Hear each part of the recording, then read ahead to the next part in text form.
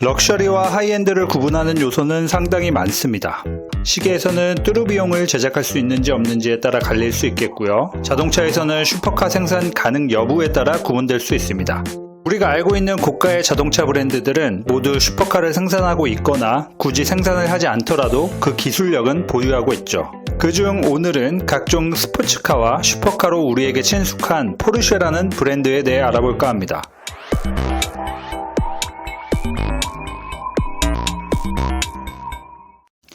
폭스바겐 그룹 산하의 포르쉐 브랜드는 독일 출생의 페르디난트 포르쉐에 의해 창립되게 되었는데 그의 아들 페리 포르쉐는 가업을 물려받아 이런 말을 하게 됩니다. 내가 꿈꾸던 자동차를 찾을 수 없었다. 그래서 직접 만들기로 했다. 와, 이거 뭔가요? 도대체 무슨 꿈이 있었길래 포르쉐라는 최고의 스포츠카 브랜드를 만들었을까요? 사실 포르쉐는 태어날 때부터 세계적인 스포츠카 브랜드는 아니었습니다.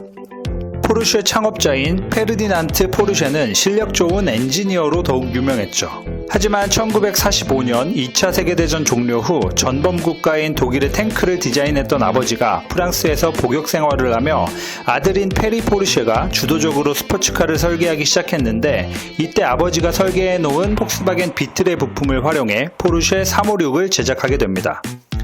이후 356이 대박이 나서 람보르기니, 페라리 등과 함께 3대 스포츠카 브랜드로 묶이기 시작했는데 911이 꽤 오랜 기간 동안 포르쉐의 얼굴마담 역할을 해오다가 지금은 카이엔도 상당히 잘 팔리고 있습니다. 카이엔의 성공을 두고 포르쉐는 단순히 스포츠카만 생산하는 것이 아니라 고객의 니즈를 얼마든지 맞출 수 있다는 잠재력을 인증하였고 하이엔드 브랜드가 SUV로도 성공할 수 있다는 공식을 만들어냈습니다. 하지만 포르쉐의 새로운 시도는 여기서 멈추지 않죠. 진작부터 친환경 이슈를 생각한 포르쉐는 918 스파이더 모델로 슈퍼카와 하이브리드의 만남을 성사시켜버리고 맙니다. 제가 알기로는 공식적인 루트로 국내에 딱 3대밖에 배정이 안 됐다고 들었기 때문에 저도 실물은 단 한 번도 본 적이 없지만 918 스파이더는 희소성이 중요한 건 아니고 포르쉐가 보유하고 있는 하이퍼 전기모터 구동 기술이 이미 시장 밖으로 나와 입증을 했다는 점에 있죠. 그리고 곧이어 순수 전기차인 타이칸도 출시했고 이제는 포르쉐의 얼굴마담 911에도 하이브리드를 추가하며 슬슬 전동화를 시도하고 있습니다. 물론 스포츠카 매니아들에게 911이 전기와 만난다는 소식이 달갑지는 않을 수도 있을 것 같습니다. 배터리팩과 전기모터로 인한 무게 압박도 그렇고 무엇보다 911이 오랫동안 지니고 있었던 색깔의 변화에 대해 거부감이 들 수도 있으니까 말입니다. 911이 보유하고 있던 상징성은 오히려 포르쉐의 브랜드보다도 더 클지 모르겠습니다. 그래서 순수 전기차로의 데뷔는 911이 라인업 중 가장 늦을 것 같은데 대신 하이브리드 먼저 출시한다는 소식이 들려오고 있습니다. 일부 매체에서는 2023년도 출시를 예상하고 있다고 하는데 얼마 전 서킷을 달리는 프로토타입이 공개되기도 했습니다. 580마력을 발휘하는 911 터보의 파워트레인에 400V급 고출력 하이브리드 시스템이 적용될 것으로 예측되는데 662마력의 터보 S보다도 수준 높은 600마력 후반대의 출력이 가능할 것으로 전망됩니다. 그리고 제로백은 2.7초대로 떨어질 것으로 예상됩니다. 참고로 맥라렌 아투라 3.0 PHEV는 V형 6기통 트윈터보로서 전기가솔린 합산 680마력으로 최고속도 330km에 제로백은 3.0초입니다.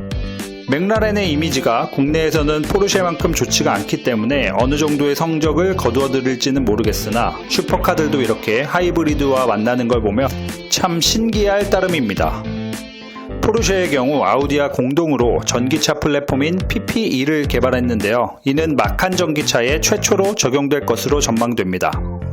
이미 타이칸과 타이칸 투리스모 등을 통해 초고속 충전 시스템과 고성능 듀얼 모터 등 전동화 기술력을 확보해 놓고 있는 포르쉐인데 마칸 EV 디자인은 아마 타이칸과 유사한 수준으로 변경되지 않을까 생각됩니다.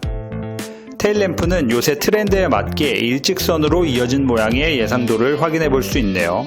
실내에서는 운전석의 계기판으로 기존 원형 디자인 대신 태블릿과 같은 디스플레이가 장착된 모습을 볼 수 있습니다. 센터 콘솔에는 버튼들이 상당히 적어진 모습을 보이고요. 기어 변속기도 없습니다. 마칸의 경우에는 전기차 모델이 2023년 출시될 것으로 예상되고 있지만 그 전에 내연기관으로서 마지막 불꽃을 태우기 위하여 얼마 전 페이스리프트 모델이 출시되었습니다. 전작에 비해 큰 변화는 없지만 포르쉐의 경우 브랜드 평판이 워낙 좋기 때문에 1년에서 2년 정도는 대기를 해야 구입할 수 있지 않을까 생각합니다.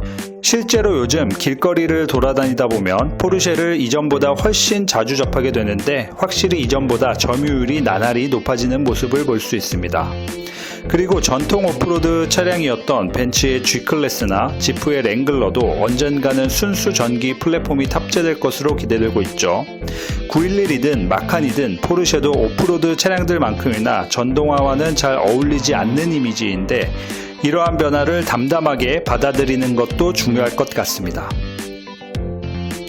그럼 오늘은 이것으로 마치고요. 다음 이야기가 궁금하신 분들은 구독과 좋아요 부탁드립니다. 시청해주셔서 감사합니다.